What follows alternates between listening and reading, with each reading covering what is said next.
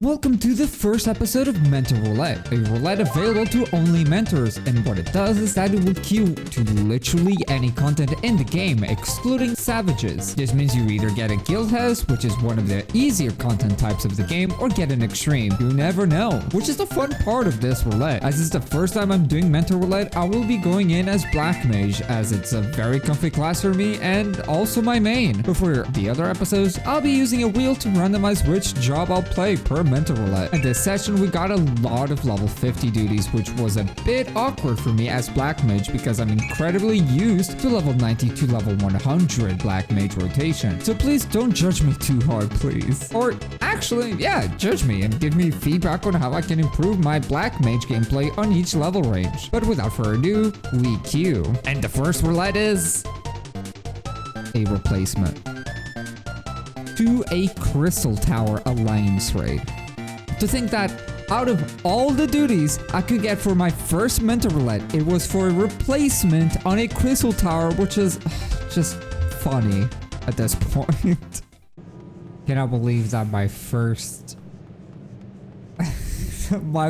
Mentor Roulette is a refill on Crystal Tower. Oh, I love to see it. Love to see it.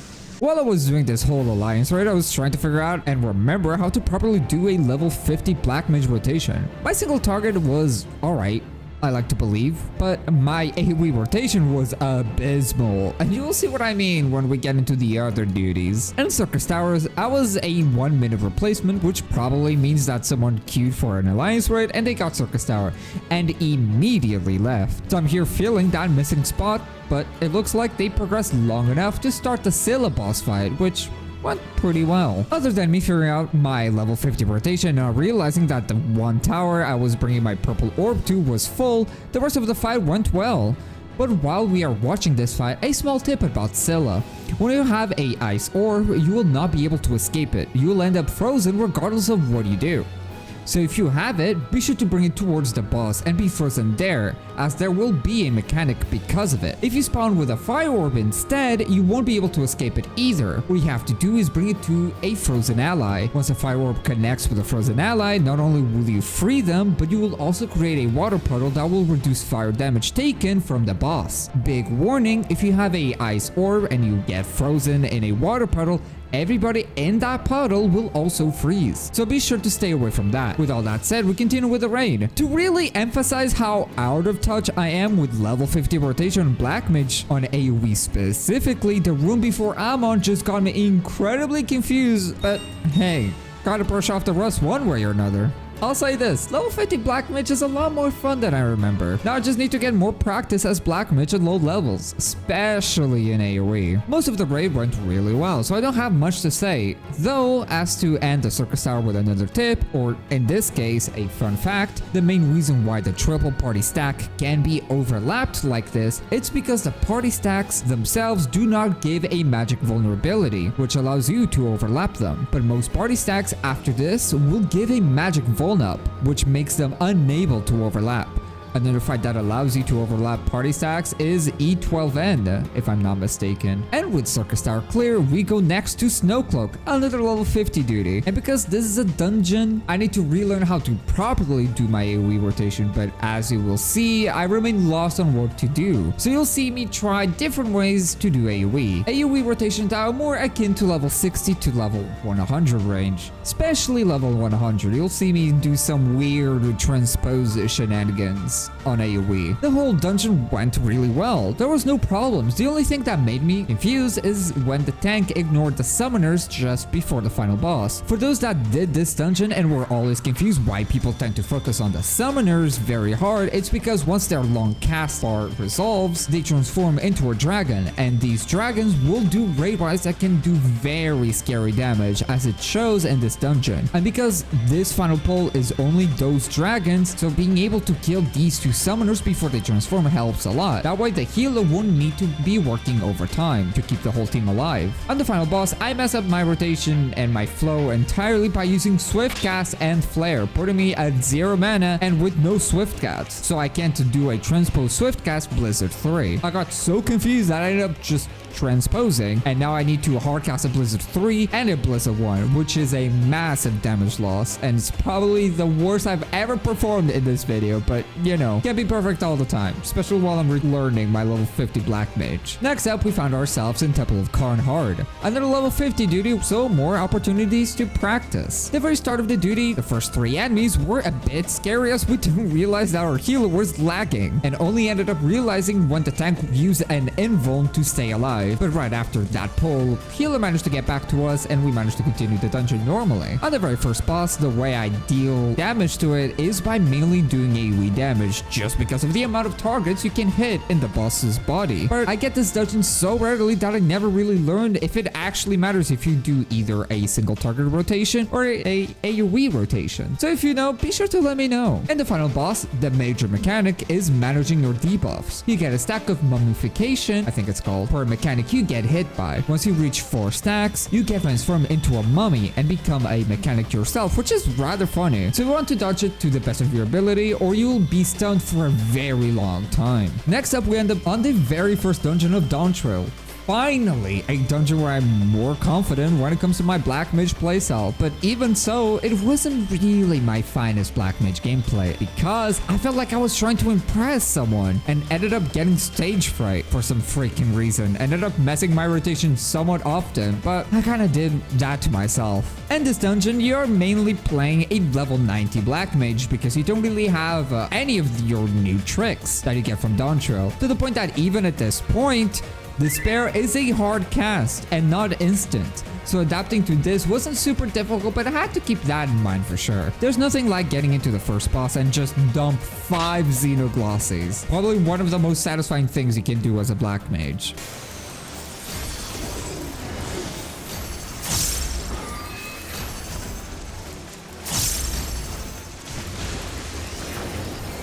The whole dungeon went really smoothly, and honestly, I don't have much to say other than that it was weird jumping from a level 50 rotation to a level 90 rotation just like that and needing to adapt on the run, but it does keep everything very exciting for sure. And here it is, our very first guildhest, and coincidentally, it's the fastest guildhest in the game. Being synced to a level 11, you barely have anything. Here I just shoot fireballs, throw 1 thunder, a few ice spells, and then I'm done. Literally nothing to say about it, but hey, it was nice and quick. And here it is, our second guildhest. Long live the queen. Here we just have to kill everything, but this can be rather scary. From what I've seen from other mentors is that some ads can put random people to sleep. The sleep debuff can be cleansed, but the problem is that the healer can end up being the one that gets slept. And if everybody is asleep, there is an actual risk of dying as you can die to multiple overlapping AoEs from bombs. Thankfully, it was a very smooth clear.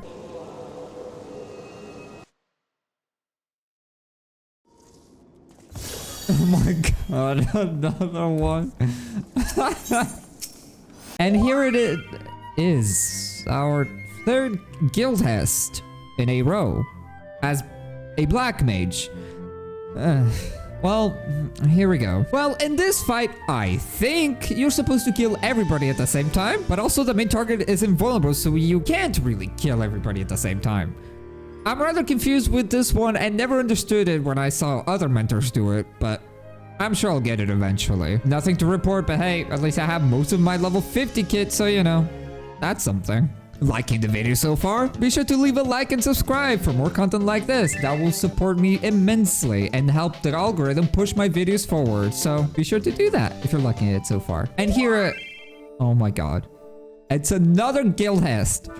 Is this what you need a DPS for? Is there really no other duty that requires a DPS? I suppose not.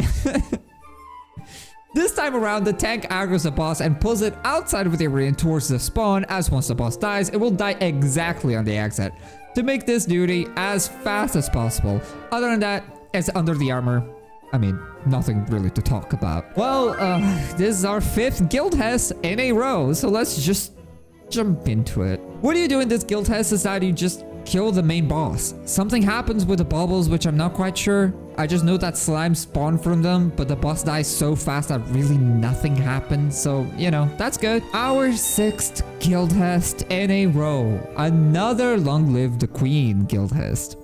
Nothing of note mentioned, other than that, the healer this time around actually got slept, which is exactly what I said earlier as a potential thing that could happen. And for our last mentor duty of the day is not a guildhest, but actually Rathlos Normal, which is a level 70, which I really do enjoy when it comes to single target rotation for Black Mage. The main gimmick of this fight is that the boss will do attacks at random, in random directions, and tanks have no effect in keeping aggro on the boss, so it's all up to you to read the body of the boss and react accordingly. Once reached 50%, the boss will transition to its second phase, and in the second phase, healers can't do any healing whatsoever, and the only source of healing is your potions. So you want to save as many health potions as possible for the second phase and not use them on the first phase. Quick tip for healers, even if you can't heal in the second phase, the boss will apply a cleansable dot to players, so be sure to keep an eye out for those moments as they hurt a lot more than you think. And that was the first batch of Mentor Roulette for this week. In this video we have done 11 duties, 1 alliance raid, 3 dungeons, 6 guildhests, and 1 trial. I hope this isn't a sign for what's to come for my future Mentor Roulettes, but we shall see on the next episode. If you have watched till now, thank you so much, and consider leaving a like and subscribing. It helps the algorithm push my content to more people, but yeah, thank you so much for watching until now, and I'll be seeing you on my next Mentor Roulette.